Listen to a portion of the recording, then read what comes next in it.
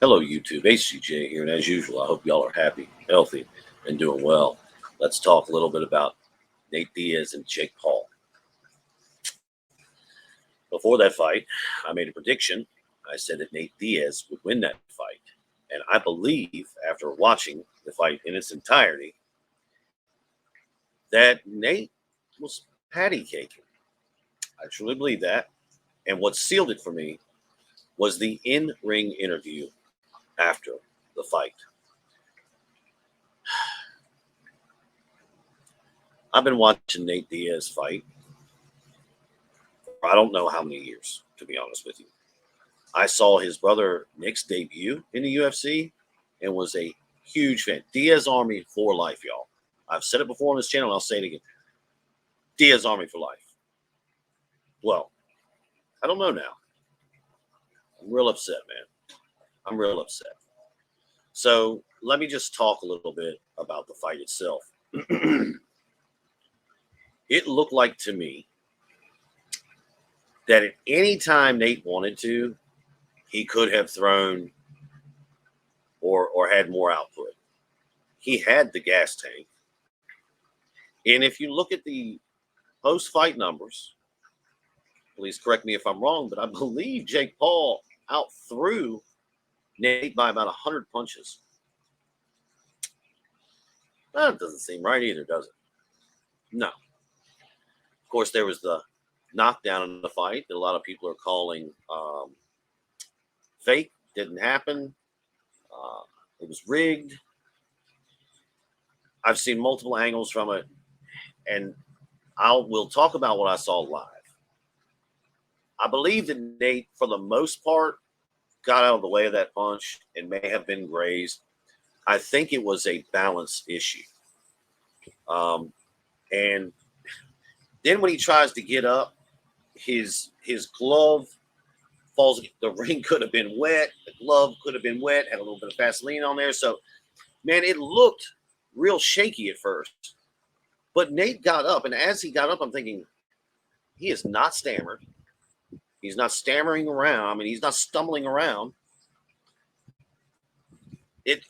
I felt like an off-balance shot put him to the ground, and then it looked worse because of really the second fall, as he had already fallen. The second type fall kind of through the ropes, and he gets up. And I'm sure to a lot of people, they were thinking, "Oh man, he just got knocked down. He just got rocked." I didn't see that. That's not what my eyes saw. I saw off balance, gets knocked down. Basically, I'll call it a knockdown, but I believe it was a combination of the two off balance or of the off balance punch slip. And as I said, with the glove, I think the glove was just probably covered in Vaseline and sweat, and that's why he couldn't really come off the ground. So that to me stood out, and the punch count stood out. Let's just go ahead over here and let me share this screen for you, and we'll take a look at this. Hopefully, it's not too loud. No, I mean he's tough. He's real tough. That's what he's known for. Shout out to BTV. I had a hard time finding this clip. And it's funny to me that nobody's really posting it. Maybe a reason for that. But tough in this sport doesn't work. Boo if you're a virgin. Jake Paul is exactly correct here. Tough in the sport of boxing is not good. It equates to getting hurt. As far as the whole boo if you're a virgin part, a troll's going to troll, man. Are you happy with your performance? Did you think you did enough to secure the win before the scorecards were read? Oh, for sure. Yes, Ariel Hawani. Let me just go ahead. I'm sorry, I'm not going to keep stopping it. Well, I am. But let me just say that by my scorecard, he had won probably 8 out of the 10 rounds, and one of them could have been judged a 10-8 round. I'm not going to say it was, but it was at least 7 rounds to 3, probably more like 8 rounds to 2. So, yes, I believe he did well enough to win that So does Jake. Knocked him down, won basically every round. I think he won one round.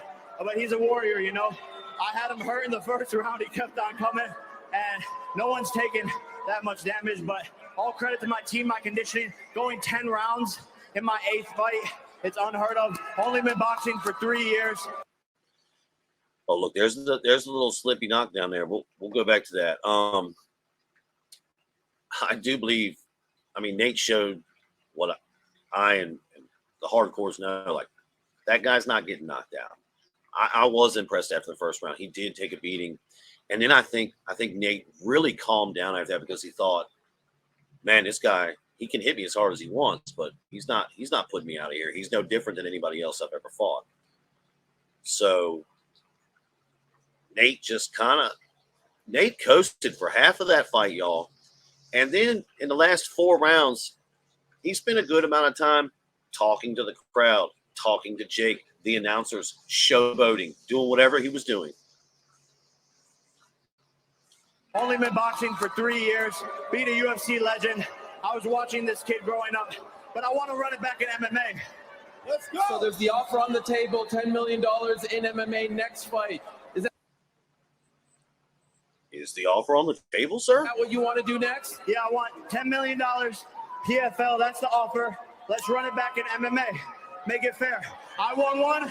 Now it's your chance in your home territory. MMA, let's do it. Nate, what do you think of that offer? Let's do it. We're going to have to co-promote with Real Fight Inc. I don't want to do that. But So Nate's been saying for a couple of months now he wants to go back to the UFC. I thought that was a little concerning. It just caught my ears wrong because Nate worked really hard to get out of that contract, as does most UFC fighters, because their contracts are so airtight and they prefer you sign a longer, contract. Maybe even now I think they're up like 6-8 fights at a time they're signing people for, whereas in the beginning it was like 3 fights or maybe even 1 fight at a time. But now we're at 6-8 fights on your contract at a time. And I always felt real funny about that. But Nate really lets it slip there. Hey, as long as we can go promote with my company, which the UFC is not going to do. The UFC refused to promote with N1 Global, who was Fedor Emelianenko's promotion. If they're not going to bring the biggest fighter in the world at that time, Fedor Emelianenko, into their promotion because of co-promoting problems, they're definitely not going to do it for Nate Diaz. I wasn't trying to, but I had the single leg in the first and the choke in the ninth, so I already won that. But had the single leg in the first and the choke in the ninth. That also reminds me. I don't remember what round it was, y'all. 7th, 8th round, though, somewhere around there.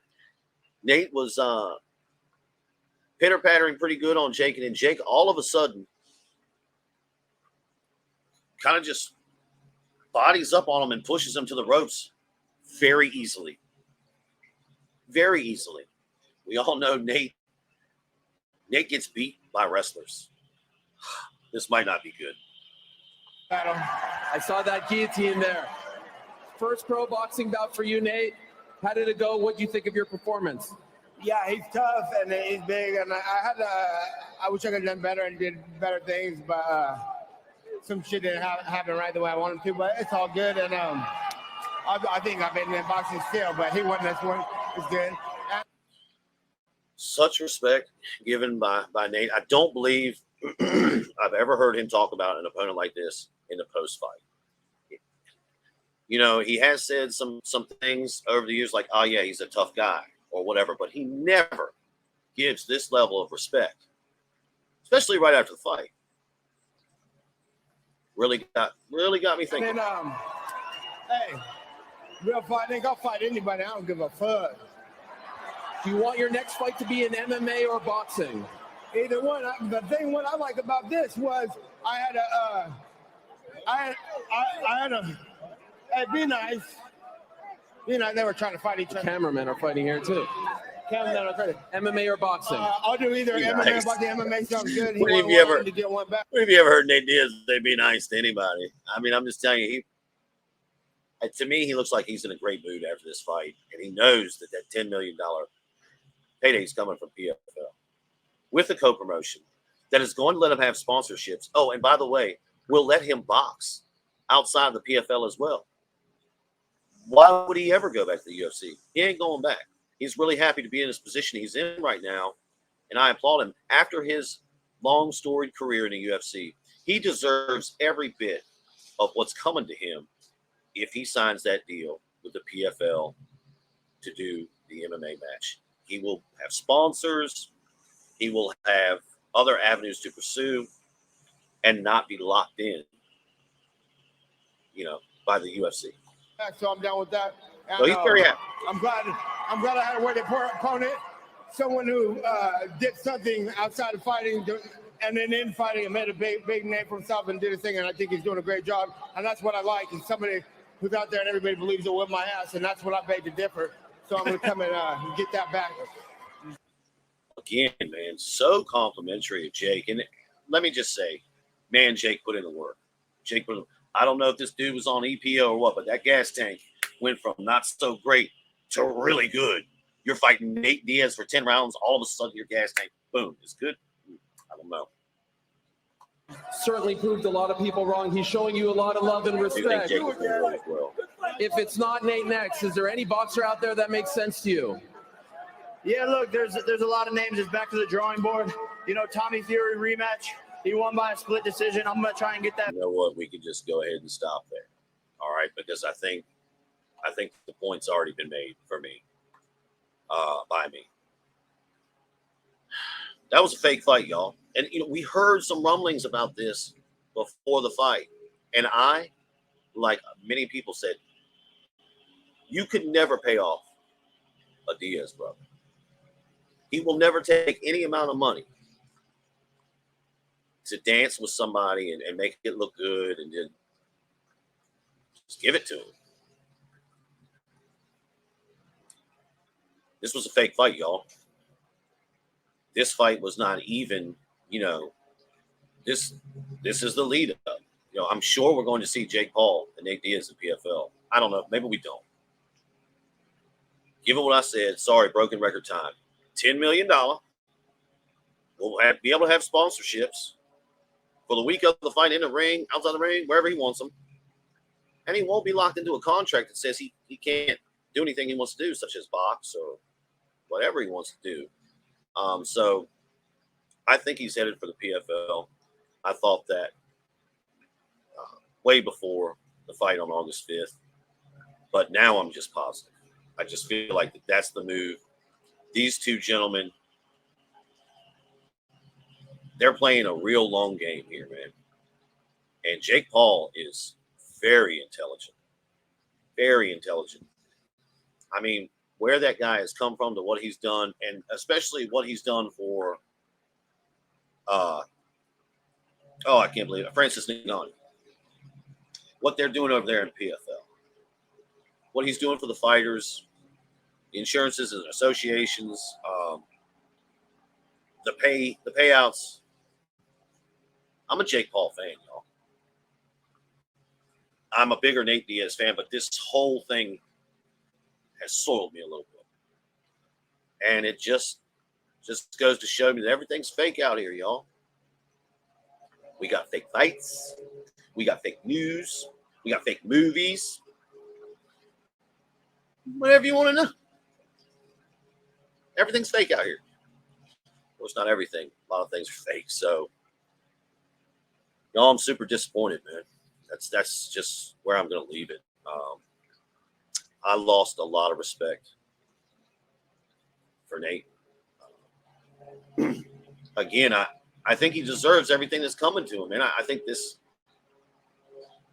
is probably how it should be for him. Like, he deserves that money, and I don't like to use the word deserve, but he's been in the game so long. He's such a huge star. He has brought the money everywhere he goes. So I'm really happy for him. I want him to just succeed wildly. But, man, I'm a hardcore. I saw the first UFC event live, the first ever UFC event live. I mean, I was probably 10 or 11 years old. Sorry for all the sound back there. But, hey, man, I think some other hardcores probably look at that fight the way I did. I'm going to stop rambling about it, y'all. I'm just a little upset about it. Sorry. Anyhow, and if you guys have any questions, comments, questions or comments, good, bad, or indifferent, go ahead, drop them right down there below. They are greatly appreciated. And if you've made it this far, thank you for listening. Be good. Be safe. Boom. Boom.